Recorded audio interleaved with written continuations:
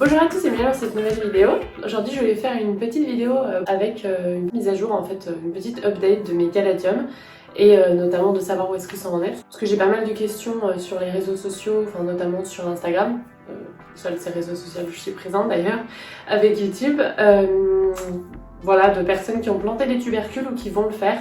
Et du coup je me suis dit que j'allais refaire un peu comme l'année passée avec, j'ai une playlist caladium, l'évolution en fait au fur et à mesure du printemps et de l'été. Vous vous souvenez, j'ai planté 2 fournées de tubercules de caladium. J'ai fait un live, je vous mettrai la vidéo en barre d'infos où j'ai, parce qu'elle est enregistrée, elle est toujours présente, où je vous montre comment je les plante. Et j'ai fait aussi une autre petite vidéo où j'ai retrouvé mes anciens tubercules de l'an passé que j'ai ressortis et que j'ai plantés ensemble. Ce sont ceux qui sont là, donc je vais vous montrer où ça en est. Les premiers à être sortis, ce sont ceux que j'ai posés dans ma jardinière Botanifolk.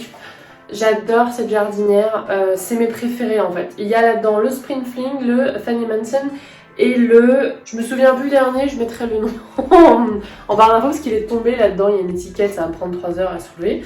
Donc je ferai ça hors caméra. Je voulais une jardinière dans les tons roses et vraiment celle-là elle est magnifique, je crois que c'est mes préférés. En fait ce que j'adore c'est la feuille comme ça, transparente quoi.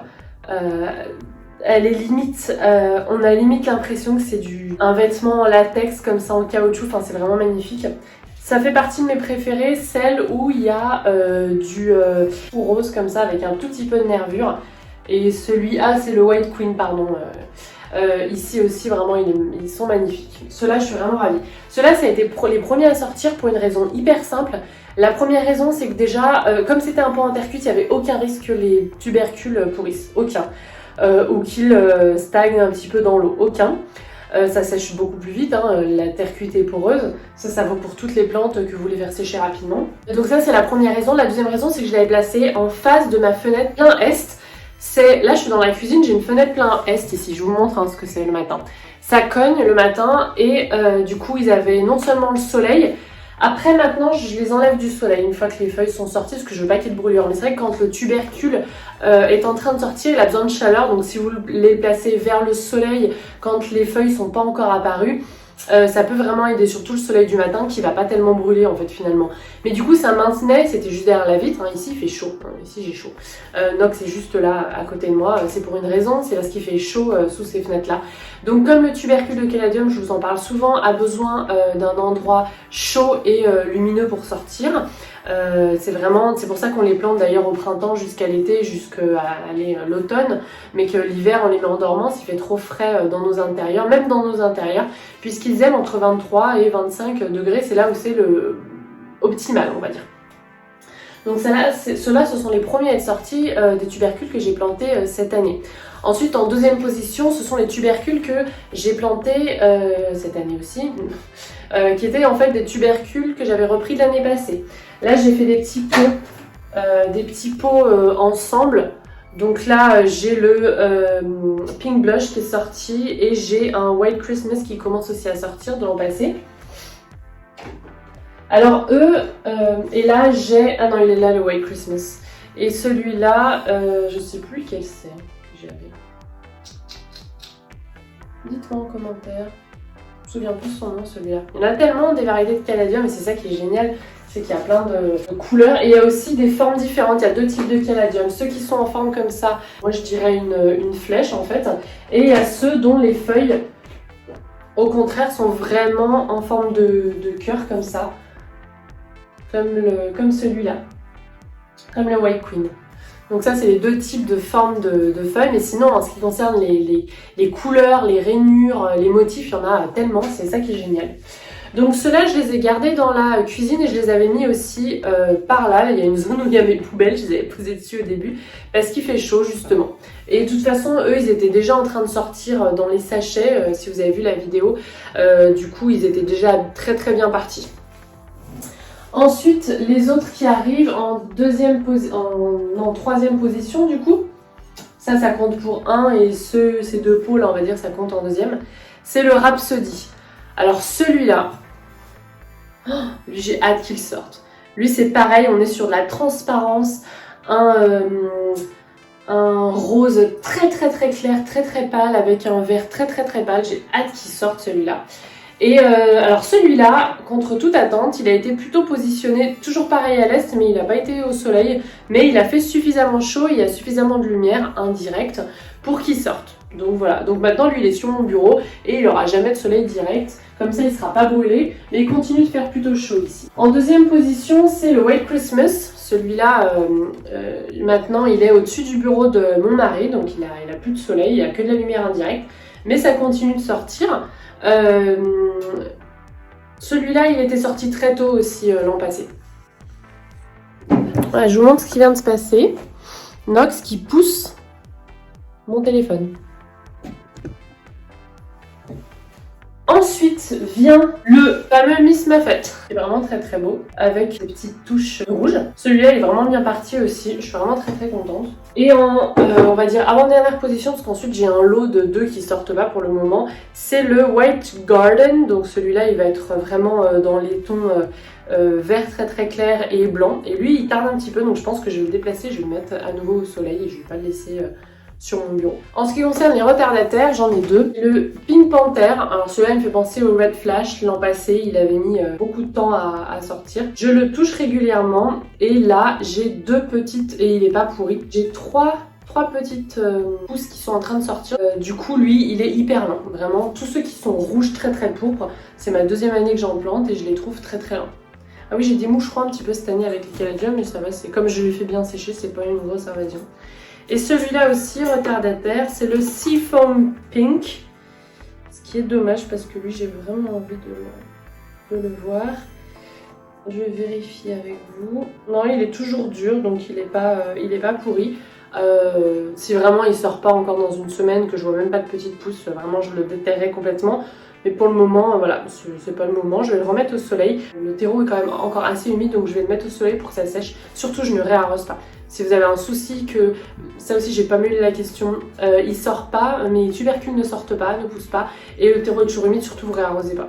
Vous mettez à un endroit voilà, bien lumineux, bien chaud, et vous attendez que le terreau sèche. Donc voilà pour les 2 retardataires. Ensuite, pour ce qui est de la continuité, là, qu'est-ce qui va se passer? Alors ceux-là, je vais pas les rempoter. Ceux-là non plus, voilà, ils sont ensemble dans un gros pot. Par contre, les petits sont déjà bien à l'étroit. Donc vous voyez, celui-là, par exemple, le White Christmas, il n'y a pas énormément de feuilles qui sont sorties. Là, il y a des petites pousses, mais c'est pas la folie.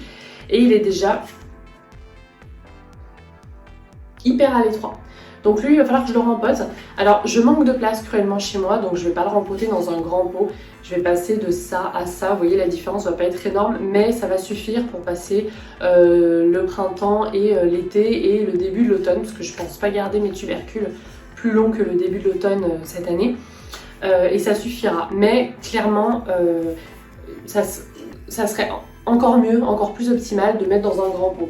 Donc typiquement, le White Garden, lui, pour le moment ça va encore, je sais pas si vous voyez, mais dans quelques semaines, je le rempoterai dans un pot plus gros par contre. Le Miss Muffet, oh là là, vous voyez, il a vraiment besoin d'être rempoté. Pareil, je vais faire l'effort. Et celui-là, le Rhapsody, ouais pareil, vraiment besoin d'être rempoté. Donc rapidement quand même, vos tubercules de caladium, si vous les avez mis dans des pots pas trop gros pour commencer, pour qu'ils puissent démarrer, on va dire de façon quand même optimale, parce que ça veut dire que les racines ne vont pas se perdre.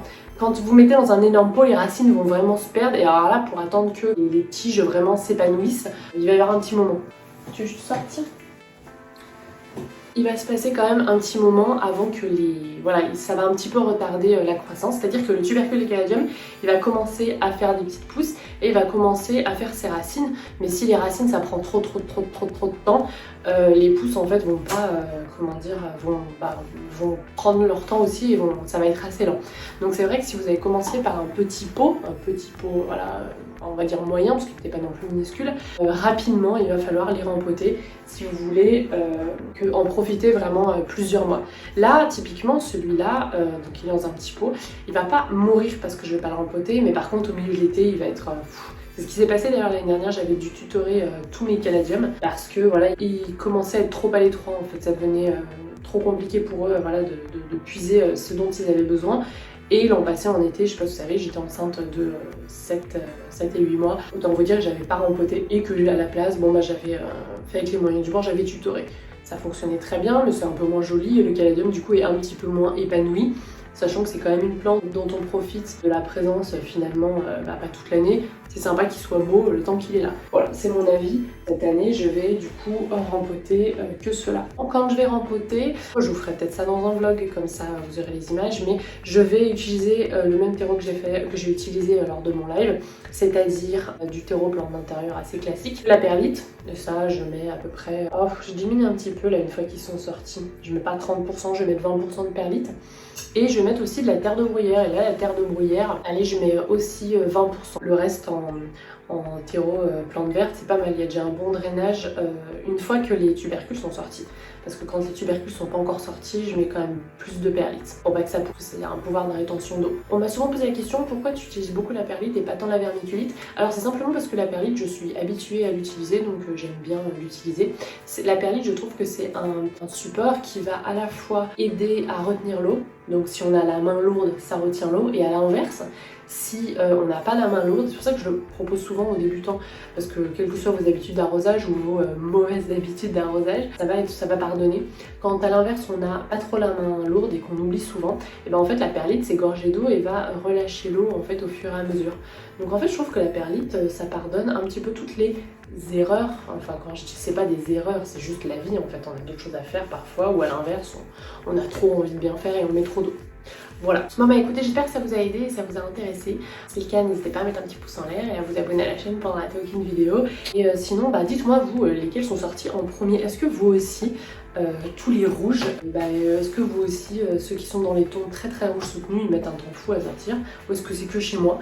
Je serais curieuse de savoir si vous avez planté des tubercules, lesquels sont apparus en premier et lesquels se font attendre. Je fais un petit rappel, si votre tubercule a pourri, n'hésitez pas à le sortir, à couper, à trancher la partie qui a pourri et à garder la partie qui est encore dure. Donc la partie molle, vous la tranchez, vous l'enlevez, un petit peu comme une pomme qui aurait pourri, vous mangez que ce qui est bon, vous tranchez, vous laissez sécher pour que la plaie que vous avez fait, la partie tranchée sèche. Vous pouvez même mettre un petit peu de cannelle, ça a un pouvoir non seulement cicatrisant, mais en plus c'est un peu un antifongique, donc avec les moisissures c'est pas mal. Sinon vous laissez sécher simplement 24 heures et ensuite vous remettez dans un terreau que vous n'arrosez pas au début. Voilà!